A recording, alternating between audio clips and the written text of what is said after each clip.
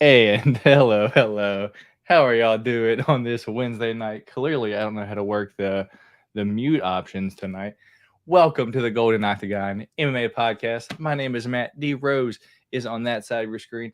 And if you are interested in hearing some Americans make some awful Australian accents, this is the show for you. This is the night. We're going to talk about some fights this upcoming weekend. But before we do, we got to cover some stuff from this past weekend, give y'all some fight news and announcements, things like that. But I'm excited to get into it. D-Rose, let the people know how you've been over the past week, brother. Now I can't hear you. What the heck? Is my mic unmuted now? Yeah. Okay, here we go. I don't think either of us know how to use the mute button tonight, so here we go. But no, things been great over here, and for the Americans over here, it's really the start of football season. So I've been gambling wise, been going absolutely crazy. It's been a week to rejoice, and a pay-per-view that it does have my favorite fighter on it, but man, if it did not have Izzy on this card, it would be it would absolutely be an Apex card. So while I am excited to see Izzy fight this weekend, not so much looking forward to the whole card. Fair enough, dude. Fair enough. Can't complain too much with what you said, just because of you're correct. Like if Izzy wasn't at the top, this card could be at the Apex, and there would be no complaints from anyone. I would be like, oh, wow, it's a Apex card. But it is what it is. Before we get into it, though, we got to shout out the chat. And, because y'all were in here early, as always, and our loyal ones in here first. We got Lush Lomain, another Golden Wednesdays with the boys. Indeed. Shout out, Lush, always being in here, dude. Appreciate you, dude. Truly. The man. We got Tank Niner. I can hang live, boys. I don't have to set the alarm until 7 a.m. Well, appreciate you for stopping by and being able to hang out all night tonight. Tank Niner, you're the man, brother. And then we got Jim Card Collecting. Matt and D-Rose making Wednesday nights a day to look forward to. Hope you guys are bumping down under and doing good. Hell yeah, and that's a dope profile picture. I like that. I like that artwork there. That's a dope picture. I like that. And indeed, we are live, Lush. Baby Classic Matt. Let's go, boys. Indeed, can't say it yet, Lush, but appreciate it, brother. Yo, what's up, guys? How you doing tonight, Benjamin? What's up, Ben? Do me proud with the accent, fellas. We're going to work it in there when we can. We're going to work it in there when we can, but I definitely not going to abuse it because that's not our home. That's not our home territory. I'm going to try Silent 6. I'm going to give you the best go Irish. All right. Izzy likes dogs. Fair enough. All right. And what's going on, Tank Niner? All right. There we go. So if you don't know how it works over here, what we are going to do is give you a quick recap on what happened this past weekend at UFC Paris, at least the top points, just main headlines from the card. We've got a very few fight announcements to go over this week. I think it's only 5 or 6, so that portion will be about 2 minutes long this week. And then lastly, we got what all of y'all came for, UFC 293, Adesanya versus Strickland prediction picks.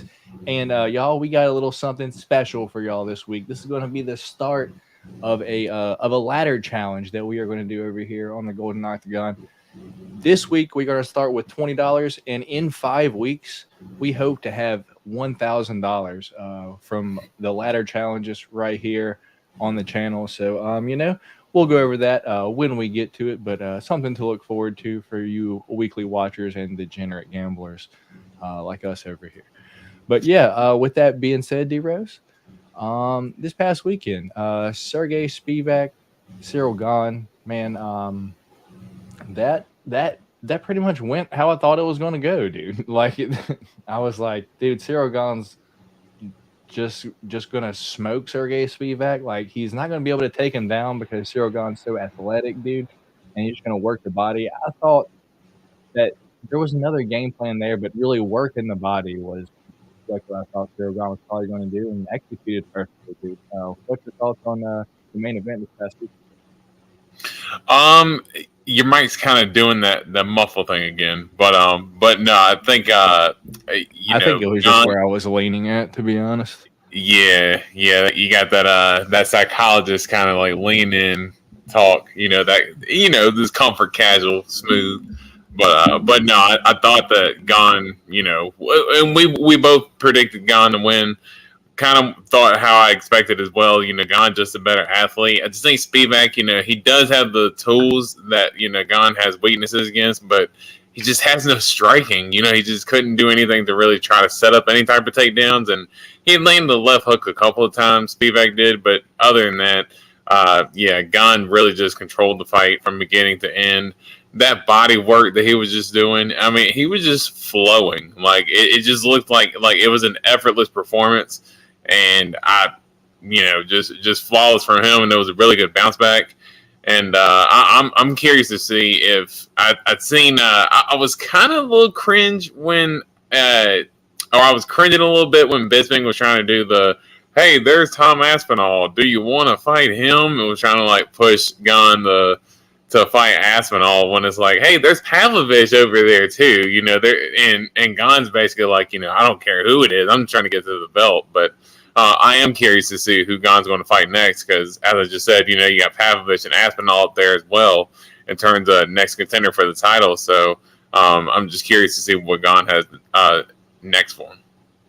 Dude, even with the exit of Francis right now, dude, heavyweight's looking pretty solid, dude. It's like there's a lot of good top contenders like at heavyweight, like for the first time in quite a long time, dude. Like you just now said. So there's Cyril, there's Tom Aspinall, Sergey Pavlovich. Dude, Jelton Almeida is also climbing like the ranks. Yep, because he got Blade soon, right? Yeah, and Curtis Blades left there too, dude. So there's a solid top 6 at heavyweight that are literal killers after the champion, dude, and after Stipe and John, because they're both going to retire now, dude. Heavyweight looks fun, dude. It's pretty interesting too. Can't wait to see what happens next, and I'm excited for any of the matchups for the most part. Yeah, because I think even if you have like Aspinall versus Pavlovich, I mean, I think there's a very legitimate chance that, if John and Stipe are both to retire after their fight, if we have another double retirement fight, I think there's a very good chance that Pavlovich and Aspinall could be in some sort of, vacant title fight, fighting one another, just because I think Aspinall really has some steam, and I think people are really going to cut him some slack from that loss to Curtis Blades, because we know it was the knee injury, not more so him actually taking a loss. But I do think that, or like Cyril Gane did, but yeah, this heavyweight division, like you said, it's got a lot to work with right now, and the athletes up there are just absolutely crazy right now. I mean, you see Gane, I mean, just the way that he just kind of moves around like a middleweight in there, and Aspinall the same with him, just the way he kind of just moves around in there. They're just next level athletes right now. Yeah, dude. Yeah. Oh, and also like, did you see that while the fight was happening, like Cyril Gane's home was getting like robbed, dude, like burglarized? Oh yeah, I'd seen a headline about that, but I didn't see what actually had gotten stolen. But man, that's gotta suck. Like you're actually at work, and then next thing you know, you're getting your house broken into. Like, what kind of shit is that, man? Absolutely nuts, dude. I feel sorry for the guy, and dude, I hate those scumbags, dude, like that do that. But we have some other addressing to do real quick while we get into the co-main event that was Rose Namajunas versus Manon Fury, dude. We got our new pick champ, dude. You'll see it's back over here on this side. D Rose had the pick champ for a week, but we had 3 different picks this past weekend. And, I picked right on 2 of the 3. The 3 this past weekend were Rose Namajunas versus Manon Fury, which D Rose definitely forced that one, but, it is what it is. We also had what was Reese McKee and Angelusa. I don't. Reese McKee, Angelusa, and then it was a complete robbery that was Jocelyn Edwards versus Nora Cornhole, dude. Y'all have to let me know in the chat. Maybe it's just me, dude. When I heard 30-27, I was like, oh, Jocelyn Edwards for sure won. And I started clapping, and he said Nora Cornhole. And I was like, huh? Like, I was so confused. Ruined a 3-leg for me, but that's what I get for betting on Jocelyn Edwards, you know? Dorian told me not to, and I did it anyway. And I begged you. I begged you not to. I got what I got. Going to be a little bit smarter this week, but you know, it is what it is. But thoughts, and new pick champ this week. Nice. Feels good. D-Rose, you had it for a week, but it's back over here where it belongs, at home. But thoughts on the co-main event, dude, real quick. I thought that Rose, she definitely looked outsized, you know, going up to 125. I think really the thing, it kind of reminded me of when Max went to move up to 155 to take on Dustin Poirier, and it was like, okay, like he had the height advantage, but it just looked like Dustin was as wide as a truck in that fight compared to what Max was, just the way, you know, just frame wise. Max just looked like he just didn't cut weight anymore, and that's what Rose kind of looked like. She had really good footwork, but Manning, you know, just was able to just really, with her size, just able to kind of, you know, stay in range and was able to kind of, you know, just land her, you know, her side kicks, leg kicks. She was able to land, you know, good 1-2s. Sucked for Rose breaking her pinky. You know, that ended up sucking because yeah, and you can see it, you know, kind of immediately as it happened too, because you know, I think one of the commentators had pointed it out. I think it was Bisping, and I was like, man, Bisping's always, you know, exaggerating some bullshit. But then I looked, and it was either him or Felder. But yeah, I looked, and I was like, oh no, it's like you could literally see it hanging off. Like that shit is gross right now. But I thought Rose actually looked better as the fight went on, and she looked better in the third round. But thought she lost cleanly 2 rounds of 1. But I'm like, maybe I'm like you with Blanchfield, because I know you was saying that, like, man, I can't wait for Macy to fight Manning, and like you were like rubbing your hands like this. Like, I'm just not that impressed with Manning. Like, I don't know. Like, she's good. I'm not saying she's not good. But for people to be calling her like next champ and stuff like that, and I just don't. I don't know. She just doesn't do anything that really wows me, I guess. She does enough to win. She kind of reminds me of like I don't know, like I don't want to say a poor man's Leon Edwards, but kind of like her and William Gomi are not too much different fighters than me in terms of their style. I blows my mind because you're a huge fan of Katlyn Chookagian, dude, and like I think she pretty much fights just like her with more power, and you are the biggest Katlyn Chookagian fan. But yeah, I guess you're not a fan of the exact same fighter with a little bit more power. But hey, it is what it is. I don't want to spend too much time on this. Any other? Obviously we got to touch on Benoit Saint Denis doing what he done to Thiago Moises, dude. I keep betting Benoit to win in 3 or decision, dude, and it keeps burning me. I'm expecting him to win, dude. I'm expecting Benoit to win. I'm not expecting him to get to finish in the first 2 rounds, dude. And it burned me again, dude. 2 minutes later, I could have hit it, but, you know, it is what it is. What's your thoughts on Benoit doing what he's doing?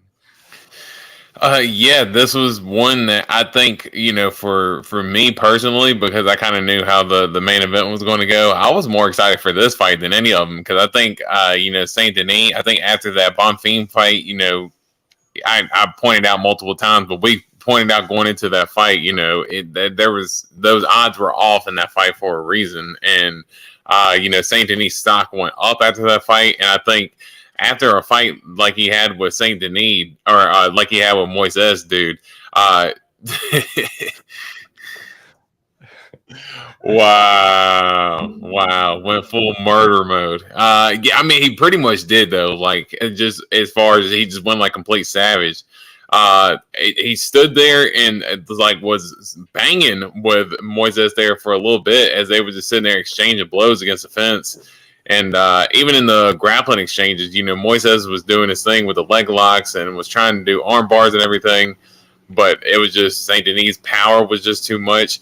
He is massive for that weight class, and even you sent me the video of them facing off with one another, and he was like, "Dude, did like Moises get shorter, or did like Saint Denis get bigger, or like what just happened?" Like, because I didn't realize Saint Denis was that big, dude. that much bigger. Had like 2 inches, but dude, Benoit had to have been every bit of 4 inches taller than Thiago was, dude. I was like, thank goodness I picked Benoit this week. Yeah, definitely. So yeah, he's just he's one that I'm going to be excited to keep watching moving up, because dude, I think in terms of like his style, I mean, can you imagine him in a fight against Mateusz Gamrot or like Armin Saryukin or any of those guys? Fiziev, dude, they're just gonna both be blasting kicks at each other. Dude, like he is like his stock has been on the rise this year, and I think, dude, that crowd. That's another thing I wanted to point out before we get off this card as well is Benoit and for the nuts. He did crack him a couple of times with the cup. That second one looked like it might have been to the body. That first one was definitely to the cup though, for sure. But yeah, I think Saint Denis' stock is up right now, and he's one that I'm going to be excited to watch in future matchups. Yeah. A few other points that I want to take away from the card was the terrible ref stoppage in the William Gomi fight. Like, come on now. Like, did you see that? yeah, I did see that. And this is just, I guess, my understanding of what I heard from it after the fact was that I guess the ref had seen the replay and had deemed it a legal kick. And when he asked if what's his name could keep going, that's when he said no, and that's when he stopped the fight. But either way, dude, his back was turned, and he was like, my sack. He's like, it was very poorly handled. It was very poorly handled. Yeah, and some other body kicks that happened, dude. The last Pirate, Morgan Charrier, dude, crushed his dude with like straight body kicks too. Did you see that one? I seen the finish. I seen where he blasted him with the body. Dude, that's how the fight was. He just kept he blasted him with the body kick, and then he like laid down, and then he got back up, and as soon as he got back up, he blasted him with the body kick again. I seen that. That was absolutely savage. Yeah, dude, he's probably going to be a fun one to watch, dude. But speaking of that, I figure why not share our flowers just a little bit, and it'll lead into what we got to look forward to for this weekend and everything like that. So this past weekend, dude, the parlays that me and D-Rose hit, the one on your left is obviously the one that I hit, and the one on the right is the one that D-Rose hit this past weekend. So we both won $100 bill. D-Rose bet a lot more than I did, but hey, we came out with the same outcome. So led us to combining together for this weekend to bring you the ladder parlay. So our goal this week, let me just show it to you like this.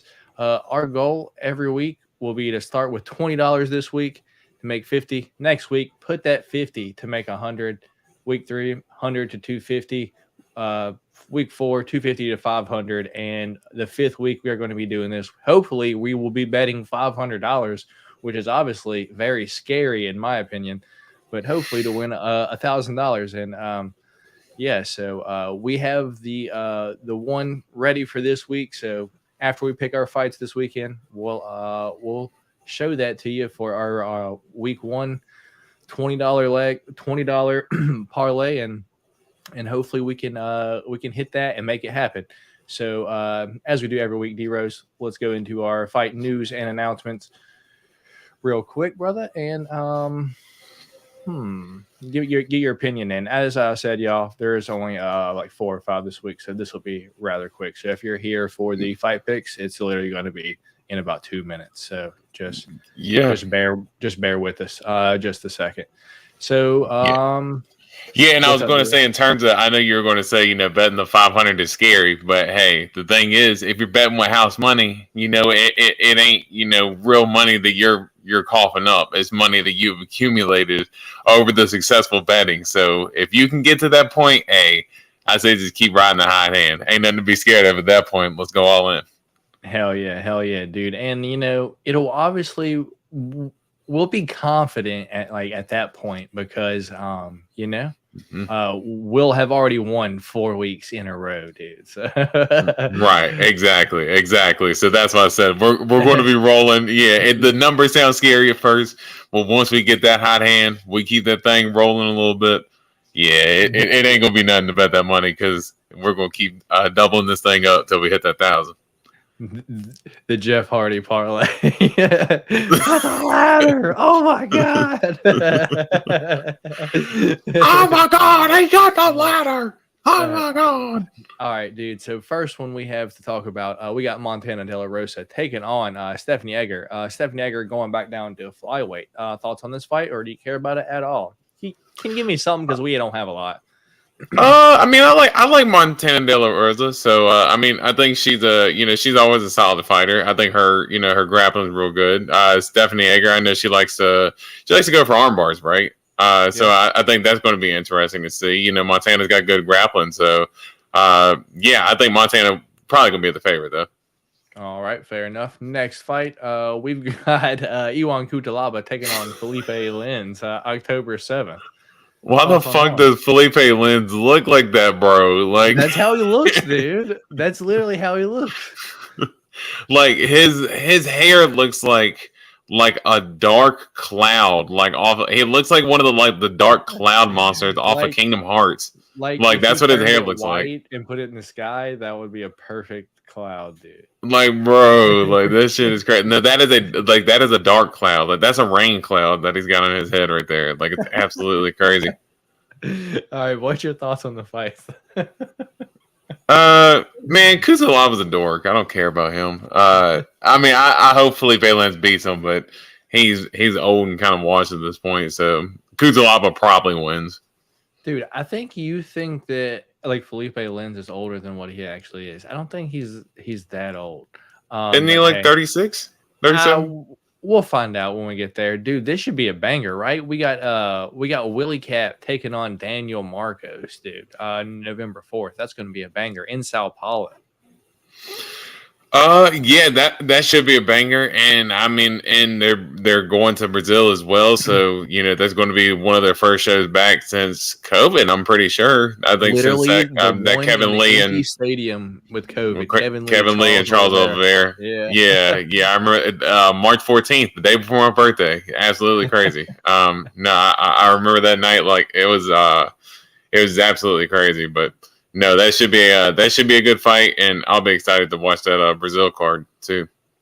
Hell yeah, dude! Next one we've got Matt Schnell going to be taking on Steve Erceg. You're a fan of Matt Schnell, dude, and Steve Erceg had an upset victory over who did he fight that he head kicked and knocked he out? Came in on short notice. He didn't knock him out, but he fought on the pay-per-view card. Yeah. He was like the first fight. He didn't knock him out, but he did beat him versus David Dvorak, but he threw a head kick at him. That's one thing. There you go. He cracked him with one. Yeah. Through opening cards, and I was like, "What happened?" And I went back to see because the Rose was opening a box of Donruss Hobby while that fight was going on. But what's your thoughts on that fight, real quick? That should be a good fight. Steve Erceg, he definitely, like you said, against David Dvorak, he looked good in his fight. So, Matt Schnell, his fight style is just kill or be killed. So that's why he's normally in a fun fight. Erceg does have that. Oh my gosh, that's who he looks like. Like that's exactly Ryan Hall, 100%. Yes, that is 100% who that is. Ryan Hall looking ass. And then one of your favorites, the Rose, Cody Brundage, going to be taking on Jacob Malkoon. What's your thoughts on that? September 23rd, a few weeks away, dude. Yeah, Malcolm should smash him pretty easy because Brundage is absolutely going to try to wrestle Malcolm. The dude who's probably going to end up being the better wrestler. Then he's going to gas himself out, and then Malcolm is probably going to ground and pound him, or just control him and wrestle him for the rest of the fight. Just because Cody Brundage is that dumb. I'm glad other people point this out, dude. Jacob Malkoon looks like a light-skinned Curtis Blades. if Curtis Blades just started to lose his color, dude, he would look like Jacob Malkoon, dude. So you're saying that Curtis Blades got the Michael Jackson treatment? Nah, dude. Look at the comments. Look at this. Wish Curtis Blade. He looked like Curtis Blade. Oh, that's hilarious. I know you said it. I just can't see it. They just look like the same person. It's crazy to me. All right. It's the beard. That's 100% what it is. I think that's the last one. Yeah, dude. That is the last one that I have, dude. So not too many this week to announce, but I'm sure we'll have some come out after the show tonight, because that's how it happens. As soon as the show ends, we get some fight announcements. Chris Curtis, yeah. Malkoon Lock not doing this again. There you go, Lush. 100%. That's what I was gonna say. And the one time that you're like, all right, here we go. Not bet on him. He gets the guillotine. He pulls the guillotine and he locks it in this one time. He's going to try to lock it in, and then he's just going to get fucking controlled and banged out or whatever, and shit the bed and lose the fight, dude. That dude's IQ is on another level. Yeah. So with that being said, let's get into what y'all came here for. UFC 293, Israel Adesanya versus Sean Strickland. The predictions, the picks, and give you our ladder at the end of what we're doing this week. So, crikey, let's get into it, mate. Oi, lad, shall we? I don't think lad. No, I don't think lad. I think lad is England. Nah. I've heard. I felt like I've heard Whitaker say it a couple of times. Come on, someone got back me up. Look at the size of the fella. Look at the size of him. Do you see the size of the fella? I try to pull from like random like sound bites every now and then to try to resurrect that Australian accent. All right, so let's get into it, brother. Let me start sharing my screen, and we'll give you the full card and get D Rose's thoughts on the card as a whole, get his grade on it, and then we'll break it down from bottom to top, I believe. Yeah. All right. So we got it pulled up this weekend. UFC 293. Israel Adesanya taking on Sean Strickland at the Qudos Bank Arena in Sydney's New South Wales, Australia. So yeah, we're in Sydney, Australia, baby. Australia. We've got 12 fights, headlined by Israel Adesanya. The last style bender, Israel Adesanya. Dude, is it really only 12 fights? Yep. Taking on Sean Strickland. Co-main event, we got Ty Bam Bam Tuivasa taking on Alexander Drago Volkov. We got the star boy, Manel Cap, taking on UFC newcomer, was supposed to be on a contender series like 2 weeks ago, Felipe Dos Santos. And I believe his fight name is Lipe Daytona. So we'll see if I'm right when we get there. We got Justin, the bad man Tafa, taking on Austin Lane. We got Tyson Pedro taking on the pleasure man, Anton Turkali. We've got Carlos, the Black Jag. Olberg taking on Da-Un Jung, or Big Korea, as I like to call him. We've got Jack Farr Jenkins taking on Chepe Mariscal. We've got Jamie Malarkey taking on John the Bull McDessie. We've got Nazareth Hack Paras taking on Landon Quinones. We've got Blood Diamond. I'm sure that's his actual name. Taking on Charlie Radke. We've got Shane Jung taking on Gabriel Miranda. In the opening fight of the card, we've got Kevin Doucette taking on Kiefer Crosby, dude. So, fights canceled on here was Vivi and versus King Casey O'Neill. Kai Kara France versus Manel Cap was going to be on here, but Kai Kara France suffered an injury, and we all know Izzy versus Drikas ended up not happening. But what's your thoughts on the card grade as a whole, dude? Because it can't be above C. I got to be honest.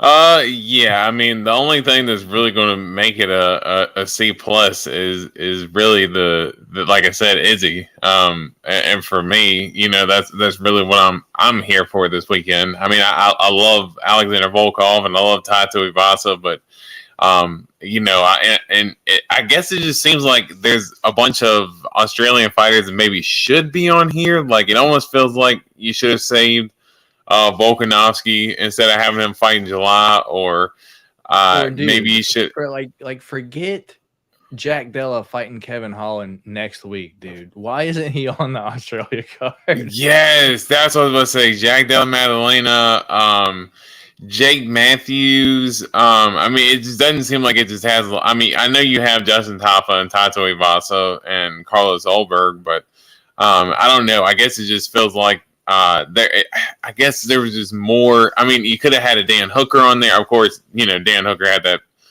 war with Jalen Turner, and he ended up getting banged up. But I just think in terms of just a scratch, mate, just a scratch, just a scratch. But yeah, I mean, just a lot of those Australian names, you just don't really have them, and I think that's what's missing the most on this card.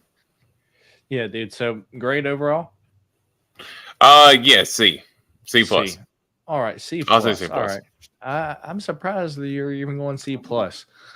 But first, yeah, all right. First fight of if it was just Izzy, like as an $80 fight, you'd be like, it's a C. All right, fair enough. Yeah, pretty much. Yeah. All right. I'm here to watch the fight.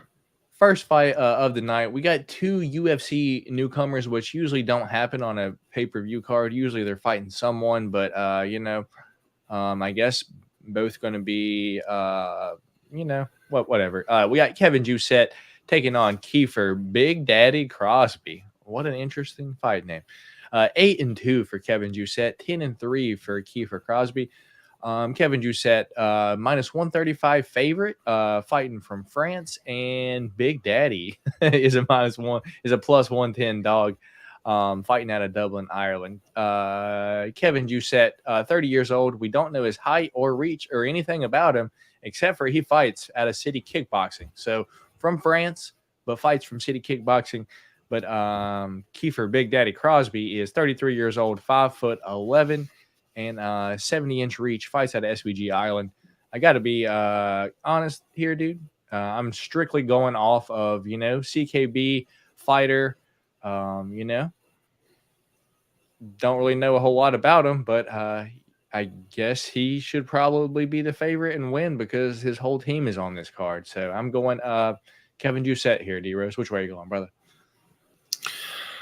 I'm going to lean the same way. I want to go Kevin Doucette because I think this.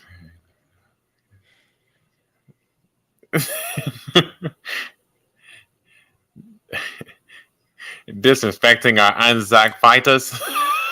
I couldn't do it, but yeah, I think I'm just gonna go Kevin just because CKB background. If you look at Kiefer's losses, he's got a couple stoppage losses within his last few, and yeah, looks like size advantage is going to go to Kiefer as well. Kind of going to be the hometown guy. Let's go, Kevin. Let's go at Kevin. All right, Juicy fair enough. We are both on Juicy A. Juicy A. What did I say? Juicy Net? I don't know. Up next, we got Shane Jung. I I'm not gonna try his fight name because I'm gonna definitely murder that. But we got him who's gonna be taking on Gabriel Fly Miranda. Dude, Shane Jung on a 3-fight losing streak, 13-7 overall. Gabriel Miranda is won 3 of his last 5, 16-6 overall. Shane Jung fighting out of CKB, 30 years old, 5'8", 72-inch reach, while Gabriel Fly Miranda, 33 years old, 5'11", and 71-inch reach. So Gabriel Miranda will be taller but have a reach disadvantage. D-Rose, I've notoriously not been the biggest Shane Jung fan, but I think he probably gets it done this week. I don't think Gabriel Miranda is the best. He had just got mollywopped a year ago by Benoit Saint Denis, but that's a year ago. I'm not sure a lot of people knew who Benoit Saint Denis was. So that being said, that's his only fight in the UFC. Let's go with the UFC experience and CKB getting some wins. Give me Shane Jung. Which way are you going, brother? Yeah, I was getting ready to say, I'm surprised that you were picking Shane Jung because you are notorious. You're notorious Shane for picking Jung against him. and Shannon Ross mixed up because they are, they just look the same to me. No, I don't think you get them mixed up. You've notoriously picked against Shane Jung, and rightfully so. Because he's not that good. I mean, because I think there's been a couple of times where I think you thought that I was going to pick Shane Jung because he trains at CKB, and I'm like, no, I'm definitely not. No, I recognize that just because he trains with Izzy doesn't mean that he's as good as Izzy. You know what I mean? Yeah, there's levels, and I don't think Shane Jung's that great. Gabriel Miranda, there's nothing wrong with coming off a loss of Benoit Saint Denis. As you see, and look, this is a featherweight, right? I mean, he fought Benoit Saint Denis at lightweight, so yeah, I'm going to go Gabriel Miranda here, and yeah, I think he gets it done just because I don't believe in Shane Jung. All right, fair enough. Can't be mad at it.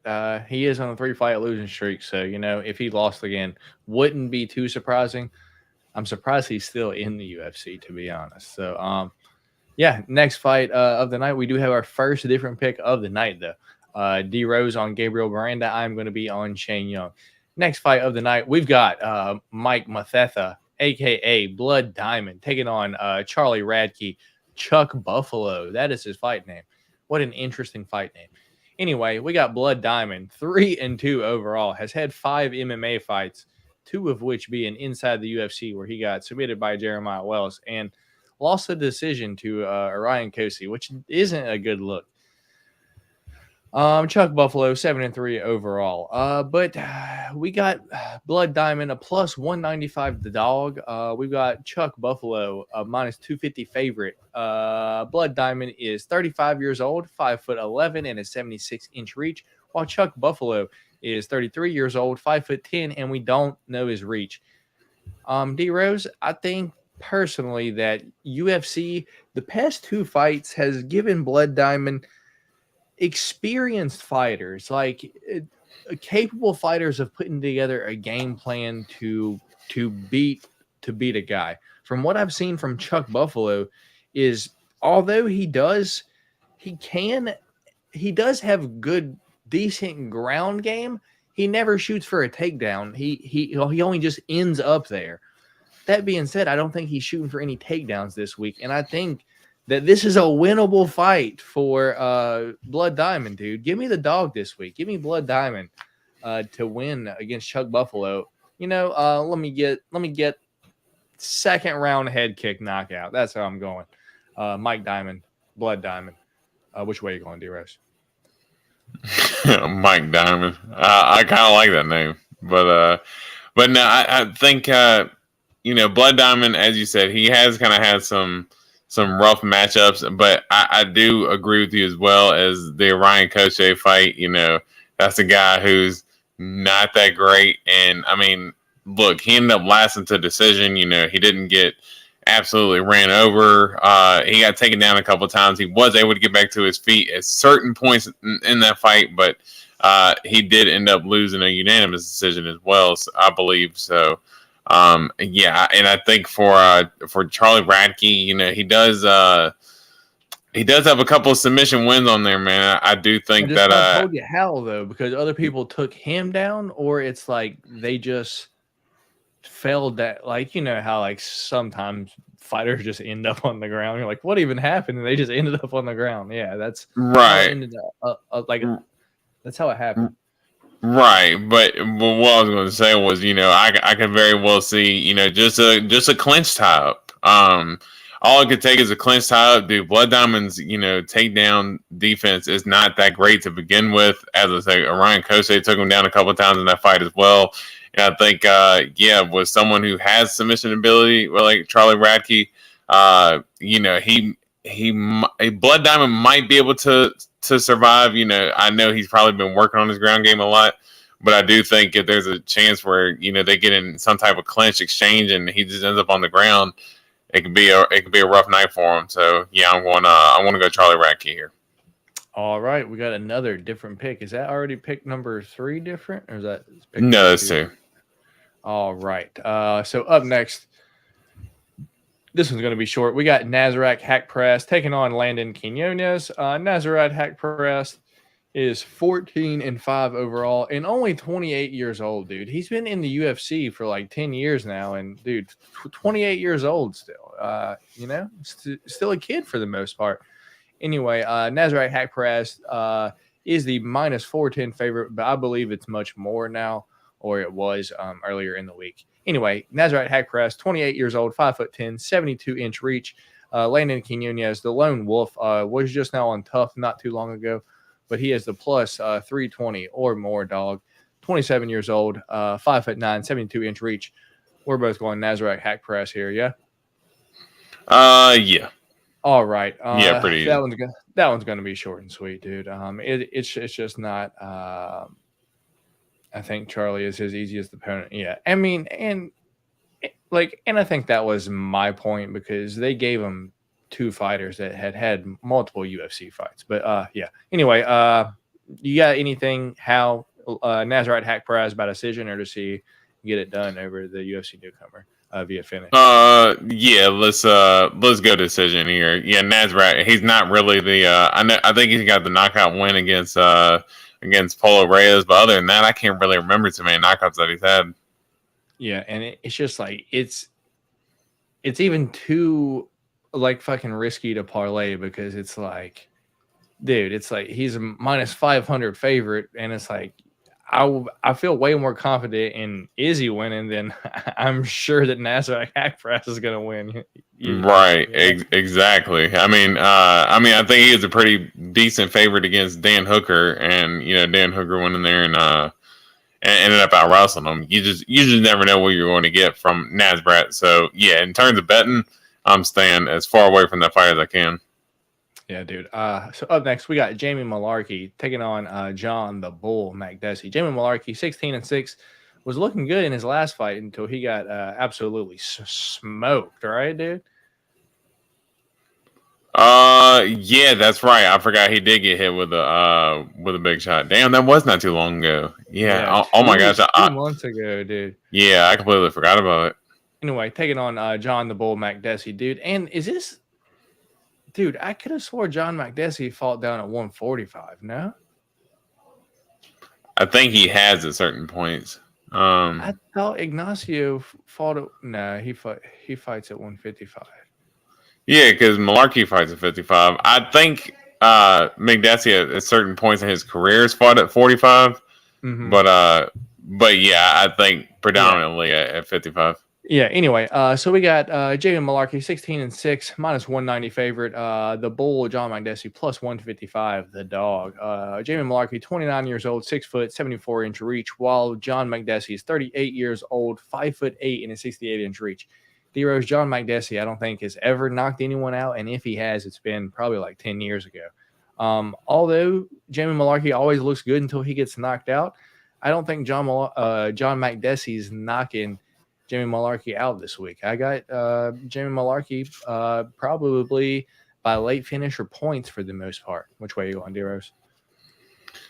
Yeah, I mean, you want to talk about talk about someone getting old in the UFC. I mean, John McDessie has been in the UFC for a very long time. I mean, I remember like the first fight I remember watching him in. Like, yeah, he's been in the UFC since 2010, dude. So yeah, 13 years. I remember the first fight I had seen him in that I remember him vividly was Cowboy kicking him in the face and knocking him, well, not knocking him out, but broke his jaw, and he's like, okay, yeah, it's over, because he fucking snapped his jaw. And it's like, I thought that dude would have been out of the UFC so long ago, but it's like somehow he has just lingered around like that bad odor, just lingering around there. You just don't know where the smell is coming from. It's like you're in your car. You're like, dude, there's like, is there like a chicken nugget that fell underneath the seat or something? Like, there's just bad odor that's just lingering around with you the whole time. Yeah, and there's a damn John McDessie sitting there just hanging around, sitting there, just continually alternating wins and losses. But yeah, I think Jamie Malarkey, he's just going to have the size, the speed. I think, just as far as his boxing, he's going to be a little more crisp. McDessie's pretty decent with his takedowns, but I think as long as Malarkey, stays on his ones and twos, it should be a pretty easy win for Malarkey here. All right, fair enough. Me and D-Rose both on Jamie Malarkey this week, and we will move on to another one that I know we're going to pick different on because we've already talked about it a little bit. We've got Jack Jenkins taking on Chepe Machine Gun Mariscal, dude. 12-2 for Jack Jenkins, minus 220 favorite, while Machine Gun Chepe Mariscal is a plus 175 dog. Jack Jenkins is 30 years old, 5'7", 68-inch reach, while Chepe Machine Gun Mariscal is 30 years old, 5'7", and a 69-inch reach. D-Rose, break it down. Yeah, I do think this is going to be a fun fight, and I think that just in terms of what both dudes bring to the fight, Jack Jenkins, heavy leg kicks. That dude, he goes for the kill with those leg kicks. Dude, if that happened, like the Silent Six, he'd be like, "No."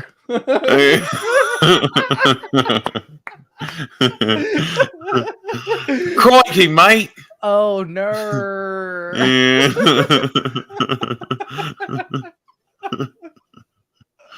So man, damn John McDessie. But no, I do think I think this is a good fight though. I think Jack Jenkins, dude, open unknown. Dude, it's the equivalent to how like Americans say the word mower, but they just put an N on the front. No.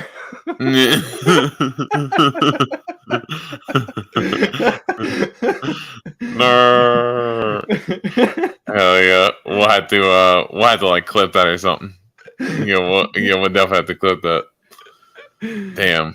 But no, this I think Chepe, I think he's definitely he's the underdog in this fight. He's trained. I think he's trained with like Justin Gaethje.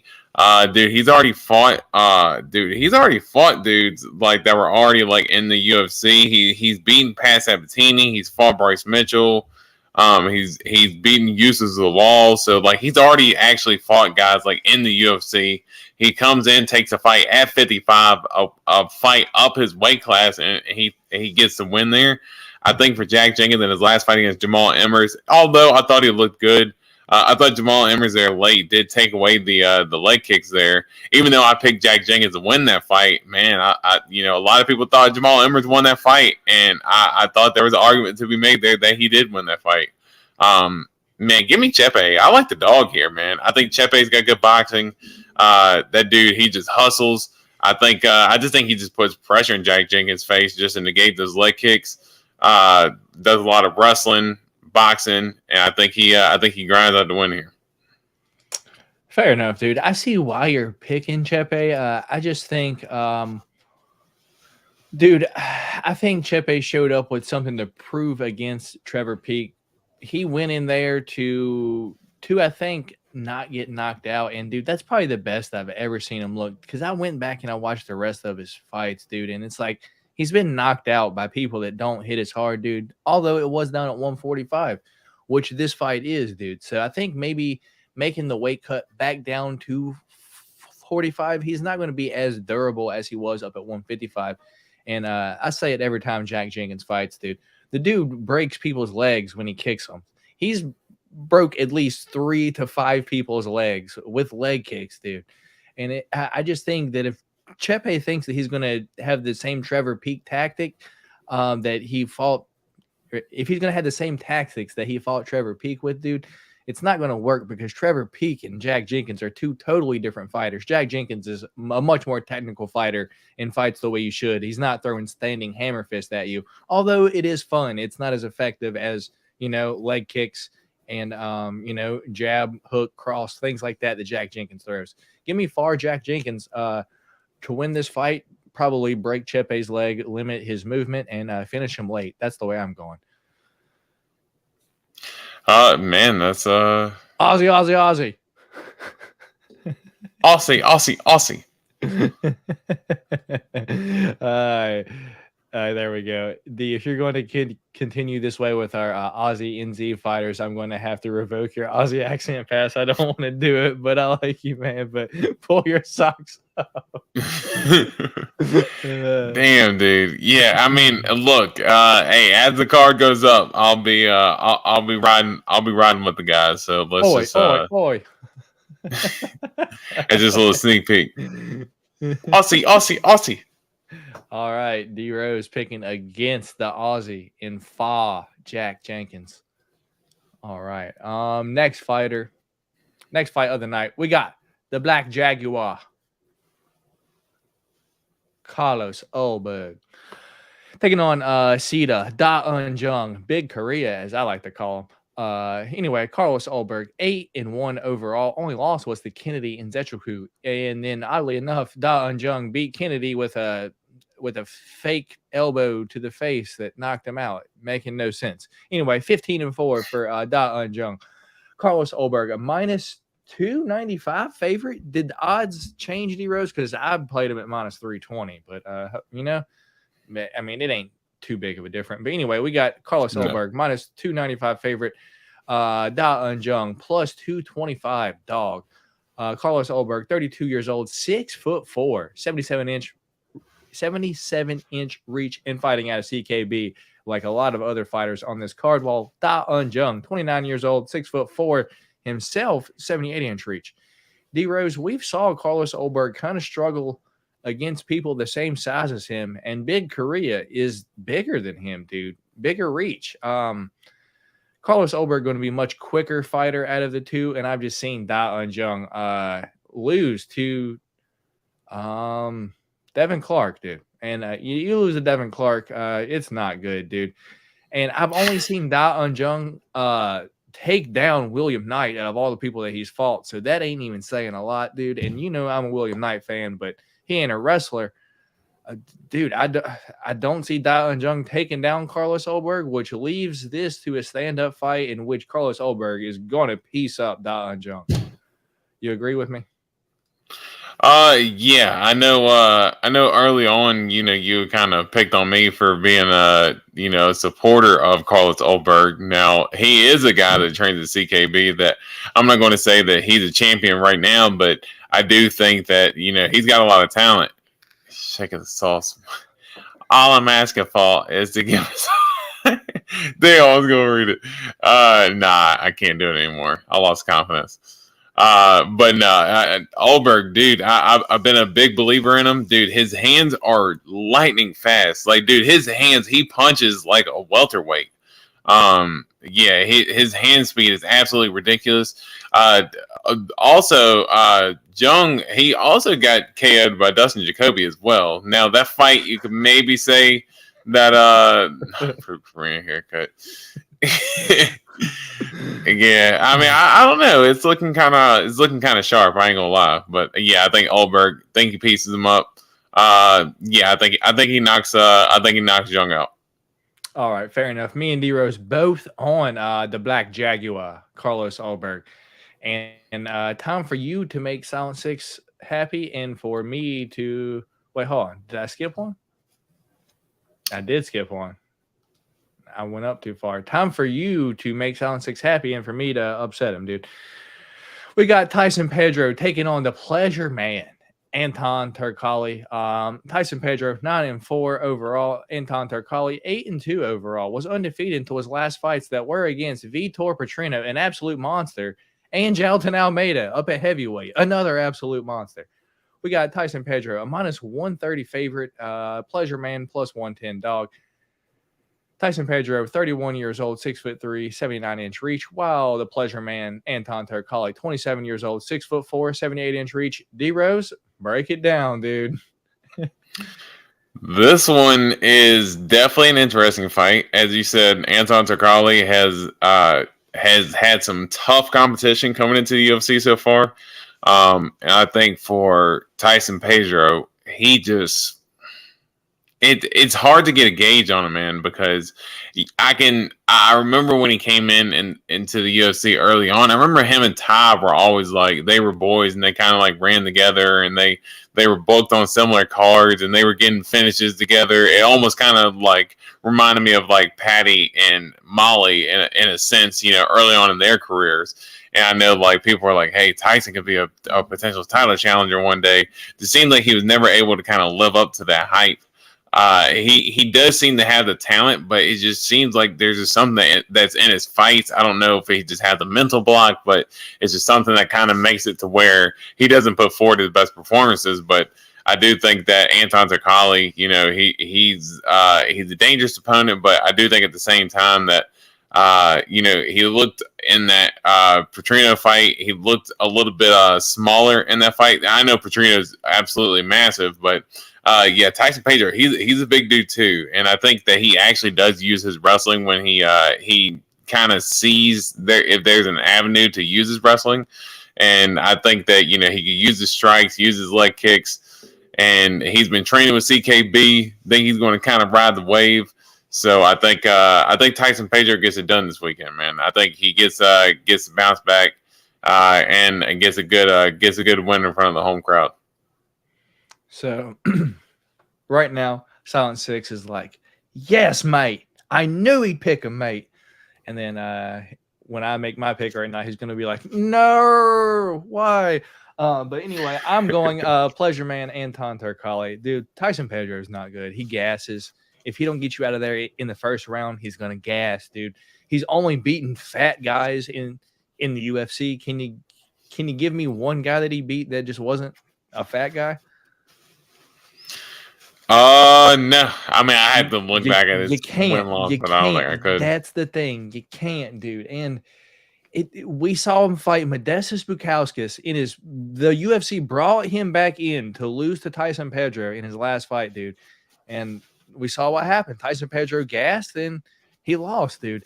I'm going Pleasure Man, Anton Turkalj this week to probably submit Tyson Pedro round 2 or 3 once Tyson Pedro can't finish him in the first round. That'll be our different pick for this fight right here, man. Give me the Pleasure Man, Anton Turkalj, to pleasure Tyson Pedro this weekend. Is that 3 or 4? Dude, I don't even know. Let's see. It doesn't even seem like you're picking him to win. Seems like you're picking him to hurt me. No, definitely not Silent Six. I've picked Tyson Pedro before, and I can't do it again because I think he's just bad, brother. He's only going to beat fat guys. Oh no! Matt took himself off the chat. Here we go. I was actually trying to pull up the card on my phone here and kind of count the picks as we were going here. I haven't done it in a while, right?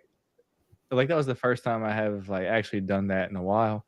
It's been a while, and I do believe we are actually 1, 2, 3. That's number 4. That is the 4 different picks. So all right, so fair enough. Moving on up to the next one, we've got the Bad Man, Justin Tafa, taking on Austin Lane. Got knocked out by Greg Hardy. Austin Lane, that's his fight name. The bad man, Justin Tafa, 6-3, 29 years old, 6 foot, 74-inch reach, weighs in at the heavyweight limit every single time. I believe he's the only fighter or one of the only fighters to ever miss the heavyweight limit and be over. But Austin Lane is plus 195 dog, 35 years old, 6'6" and 80-inch reach. And remember, got knocked out by Greg Hardy. Yeah, dude, I'm sure we're both on two, by the way, 2 DROs. This is where the 2 came from, this fight right here. I believe, hopefully, eye poke don't happen for the second time, but we get Justin Tafa knockout. Nah, it was the Dontel Mays fight. I can't remember whoever Dontel Mays is booked up against. It was his second fight. I can't remember who it was against, but yeah, for this one, I think I guess I could see why Tafa would want it back, because he felt like he never even got the chance to fight Austin Lane, because he ended up getting hey, gotta hold the squad down. Hold the squad down. But nah, I think Tafa should be able to get the knockout, especially in front of the home crowd. His brother got the big win a couple weeks ago. Can't let little brother show him up. And dude, Austin Lane is huge. I didn't realize the size advantage, so that could be a little bit of a factor going into this fight. And Austin Lane is a good athlete, and as you see, he does have more fights in MMA than Tafa does, but Tafa has a lot of kickboxing experience as well, and I think Tafa gets a knockout here. All right, fair enough. Me and D-Rose both on the bad man, Justin Tafa, this week. The bad man. And D-Rose, if there's going to be a big upset this week, I think this one might be it. But I'm not sure if I'm going to pick it to happen. We got the star boy, Manel Kape, taking on Felipe Daytona, as I said, dude. We got 18-6 for star boy Manel Kape, 7-0 for Felipe Daytona, Felipe Dos Santos. Minus 370 favorite for Starboy, plus 290 dog for Dos Santos. Manel Kape is 29 years old, 5'5" and a 68-inch reach, training out of Extreme Couture, while Felipe Dos Santos is 7-0, plus 290 dog, 22 years old, dude. 5'7", don't know reach, but he's trained out of Chuta Box, Diego Lima. Dude, and from what I've seen, this dude is like miniature Charles Oliveira, dude. No head movement, comes in, throws head kicks, jumping knees for no reason. The high Muay Thai guard. And I think that might be an issue here. Could he clap? He could clap Starboy. He could clip Starboy. But, dude, I think Starboy is really good at, like, leading people on to his punches. And with no head movement, I think Felipe Daytona is going to meet his match in his UFC debut against Starboy. Probably give me Starboy to finish Dos Santos if he's not admiring his work too much. I think he can get the finish here. Which way are you going, D-Rose? Yeah, I think that's the big thing that you just hit on there, the last second. And I'm not a big believer in Manel Kape, but yeah, that's the thing. Don't watch your work too much, but he's talented. I can see why people are excited for him, but yeah, I mean, clearly, dude, look at the physique between Tafa and Austin Lane. I mean, tell me who's the better athlete there. But no, I think Kape, as you said, good with the footwork, kind of setting traps with the shots. And I think that Felipe Dos Santos, like I said, don't know much about him, but if he's got that kind of style, Manel Kape's good for setting traps and luring people in, and that's not a good style to have. As far as not having good head movement there, let's go. And I think Manel Kape's fired up because he's had Figueiredo fallout. He's had Kai fallout. Potential fights against two of the top contenders at flyweight, and both of them ended up pulling out of the fight. So I'm sure Manel Kape's going to be absolutely fired up. All right. Me and D-Rose both on Starboy Manel Kape to get it done this week. Tafika's vertical leap would be way better than Austin's. Yeah, for sure, dude. Without a doubt. Yeah, 100%. I mean, let's run that body fat percentage, dude. I mean, it's not even close with dude. In the NFL Combine, I'm sure Justin Taffa would outperform Austin Lane in the sport that he played right now by 1,000, dude. Oh, dude, yeah, that's not even that's not even close. I mean, who did he play for, D-Rose? Do you know? I don't think Austin Lane ever made it to the actual NFL. No, he was in the NFL as well. Like I think he was on the Jaguars, dude. Yeah. Well, like he was like a defensive end for the Jaguars, and I don't know anything about football, and that's just from what I've learned from the Contender Series and UFC. If I'm correct, defensive end for the Jaguars. That's what I'm guessing. Yeah, if he was, I'm just going to say he wasn't a notable player. Let's say that, because I'm a big football fan, and I know nothing of Austin Lane whatsoever. All right, fair enough. Taffa wins body fat percentage as well, indeed. So we got the co-main event. If y'all haven't already, do us a favor and hit that like button. What's going on, Daniel? How you doing, brother? We got Ty Bam Tuivasa taking on Alexander Drago Volkov. Tai Tuivasa is 15-5 overall, lost his last two, and he's a plus 170 dog. Alexander Volkov is 36-10 overall, minus 200 favorite, dude, and he grabbed the fence against Alexander Romanov and cheated and won that fight. And knocked out Jairzinho Rozenstruik early in their fight, sent his mouthpiece flying, and before that, submission against Tom Aspinall, dude. And then he started to put on some size, I think. But Tai Tuivasa, 30 years old, 6'2", 75-inch reach, while Volkov is a giant Russian man that's 34 years old, 6'7", and an 80-inch reach. D-Rose, I'm going back to my roots this week. I think that Volkov struggles against people that put pressure on him and swing giant hooks, and that's what Tai Tuivasa does. I also think that Tai Tuivasa has the best leg kicks in the heavyweight division, and if he can throw just a few calf kicks at Volkov, that's going to ruin Volkov's night. Give me round 2, Tuivasa, New South Wales, baby, SA, to get the round 2 knockout over Volkov. Well, yeah, which way are you going, brother? The only guy that I can really remember him struggling against that swings wild at hooks are the only guy I can really think of is Derek Lewis, and he was winning the whole fight until he got clipped there at the end. I mean, if you go to the Walt Harris fight, you know, he cleaned up Walt Harris pretty good. As you said, Jairzinho Rozenstruik, he cleaned up Jairzinho Rozenstruik. Yeah, I mean, Cyril Gane, you know, that was a tough, hard fought fight, but yeah, a lot of Volkov's losses. Yeah, dude, he's only lost to like the elite guys outside of that Derek Lewis one, you know. So I just think Volkov, you know, he's very consistent, good takedown defense, dude. His range, he's been using his range very well in a lot of his fights here recently.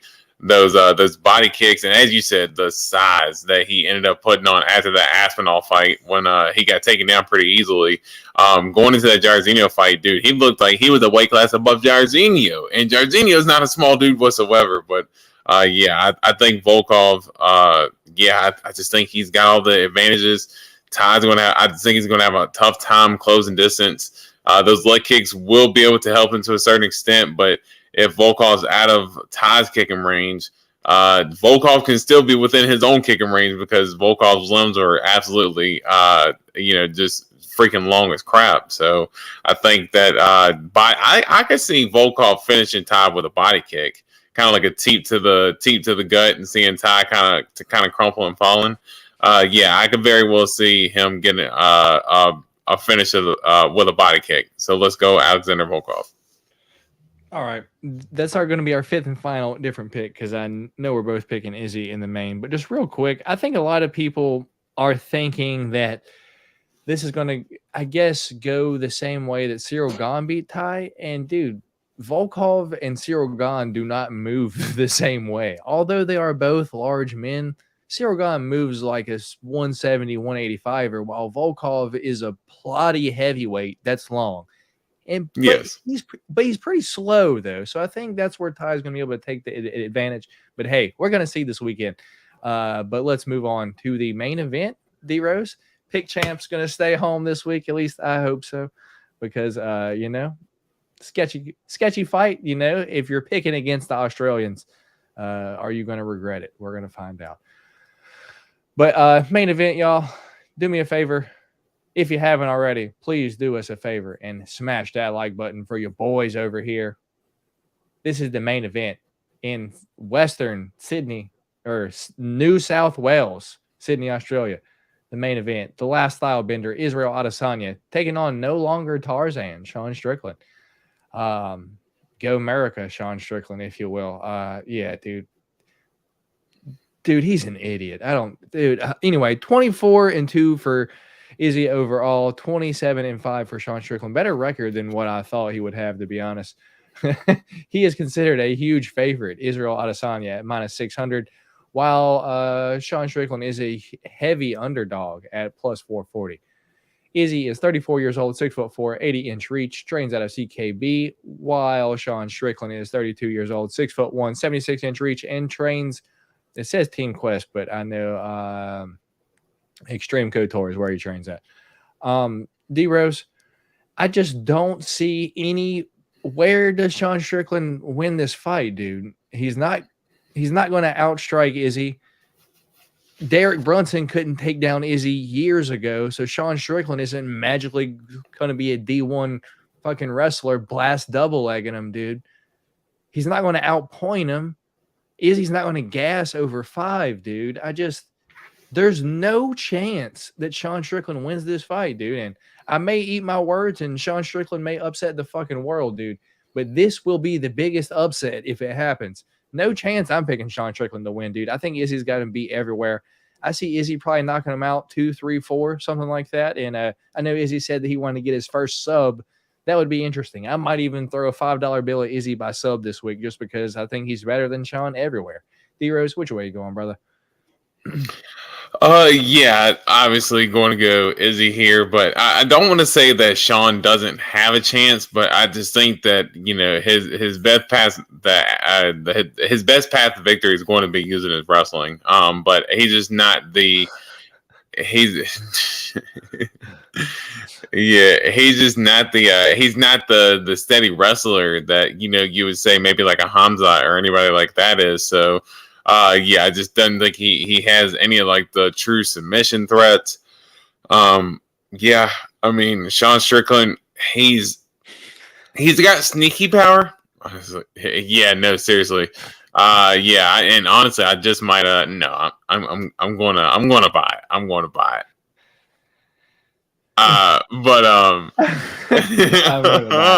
Wink, wink. But no, I just it's definitely going to be tough for Sean Strickland. He's got some decent power, so if he lands a big power punch, we've seen Izzy get knocked out before. But look, man, I just think Izzy, his footwork, his leg kicks, just the range. Sean's a little bit tougher, and I don't think Izzy's going to do anything to put himself in harm's way. Sean's defense is a little bit sneakier than what people tend to believe, and Alex Pereira knocked him out pretty quickly, but that's because he was literally walking forward, not accounting for that left hook at all, because Alex kept going low, then set him up going up high. Izzy doesn't have that power. If he does get a finish, I'm probably going to do something on FanDuel, maybe a small parlay, go Izzy 4-5 decision. I think he gets a late finish if so, but I think there's a very good chance that you see a decision win from Izzy here. Yeah, I mean, it wouldn't surprise me. He could just tear Sean Strickland's legs up. Jeez, what a tongue twister for all 5 rounds, dude. Because Sean Strickland doesn't check leg kicks, and he doesn't really throw kicks either, dude. He just walks forward with his stupid fucking stance. I did actually watch him on Embedded, And that was actually one of the things. He's almost got kind of like a Muay Thai stance now, because he's kind of doing like the same like shell defense, but he's definitely like, he's got that front leg, and that front leg is constantly up in the air. So yeah, he is definitely ready for he's training for it. Now whether he actually implements it in the fight or not is another thing, but based on some of the clips that I've seen from Embedded, he's definitely he's definitely thinking about those leg kicks, that's for sure. All right. So, Lush Low Main. Yes, sir. Picks. I appreciate you keeping track of it for us. But we have 5 different picks this weekend to put up the strap, the pick champ. Your boy is and new this week, going to be and still next week. But our 5 different picks coming back this week are pick number 1 is going to be Shane Jung versus Gabriel Miranda, where I went Shane Jung. D-Rose went Gabriel Miranda. Pick number 2 is going to be Blood Diamond versus Charlie Radke. I'm going Blood Diamond. D-Rose going Charlie Radke. Lush Low Main, I got your typo, brother, but I got you. Pick number 3 is Jack Jenkins versus Pepe Mariscal, where Matt, am going Jack Jenkins. D-Rose going Pepe Mariscal. Pick number 4 is Tyson Pedro versus Anton Pleasure Man Turkali, where I'm going Pleasure Man, Anton Turkali. D-Rose going Tyson Pedro. And our 5th and final different pick this week for the pick champ is Tai Tuivasa versus Alexander Volkov. And I'm going Tai Bam Bam Tuivasa, round 2 knockout. And then the shoey is going to happen. And D-Rose going Alexander Jirago Volkov. So that's our 5 different picks this week for the pick champ. But don't go anywhere, because we got our ladder parlay coming up for y'all this week. We're going to start with $20, and in 5 weeks, we are going to hope to turn this into $1,000. Also, don't be surprised if the Aussie crowd cheers for Strickland when he gets there. He goes on funny rants. Fair enough. Remember, Australia seems pretty right-wing. Izzy dresses like women and dogs. They won't boo Izzy. They will cheer to Sean. Fair enough. Sean isn't terrible. Middleweight, one of the weakest divisions. And damn, I goofed. It's okay, Lush. I got you, brother. And I have 1 parlay in so far. Well, maybe it'll be with ours, brother. But real quick, y'all, I'm going to give it to you. Let me get this off the screen, and I want to pull up how it's going to work here. So week 1, we are going to start with $20 and hope to end up with $50 this weekend. And then next week, we'll put our winnings on it, try to win 100 the week after, and so on and so forth. And hopefully by the end of week 5, we will have $1,000 in your sports book of choice. So last week, me and D-Rose both did hit a solid parlay, winning $100, which makes us feel comfortable enough this week to bring it to y'all. So me and D-Rose probably on most of the fights that we picked on are going to be on here for the most part. What are you laughing at? We are definitely not right wing. Most of us are pretty middle, except for Victoria. They're left leaning in a soft nanny state. Fair enough, like California here in the U.S. Right? I tripled my money for Paris. Doubled again on Dana White Contender Series. Feel like I'm finally getting a good grip on it. Hell yeah, brother. Love to hear it, Nate.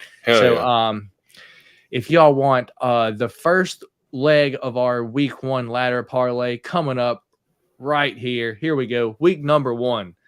Me and D-Rose have put together this 4-leg parlay for y'all. Odds right now are a plus 190, or they were really late last night when me and D-Rose put this together.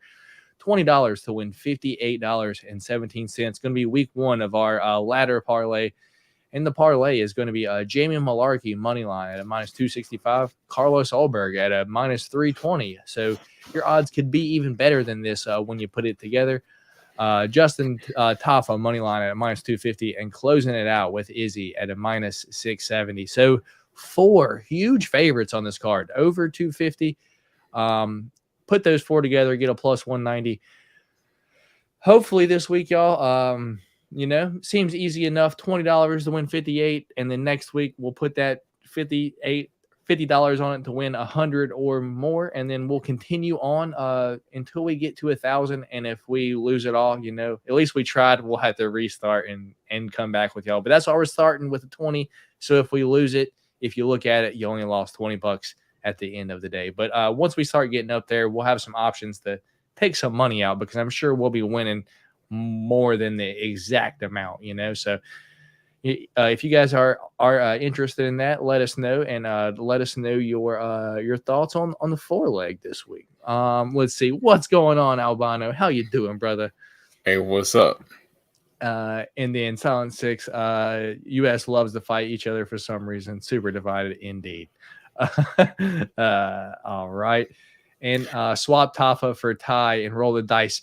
What I would like to do, and also have it in a parlay, is the Tai Tuivasa versus Volkov to start round 2 at a -200. So if you don't like one of those legs, feel free to swap it out. But me and D-Rose both already have that played. I have some other plays too, but Tafa should win that fight. Tafa should win that fight. Let's be real, y'all. Yeah, he definitely should. I will say, when we were making this parlay last night, I was a little hesitant because I wanted to do a 3-leg, but I wanted to throw that 4th leg on there just to make sure that we got a little bit more money. So Tafa was kind of the pick that we ended up deciding on that last leg there to really try to drive that money up. To that way we can try to add it to the bank account, man.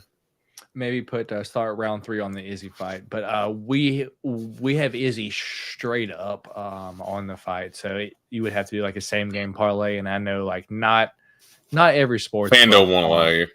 Yeah, won't let you to do like the same game, but FanDuel won't allow you.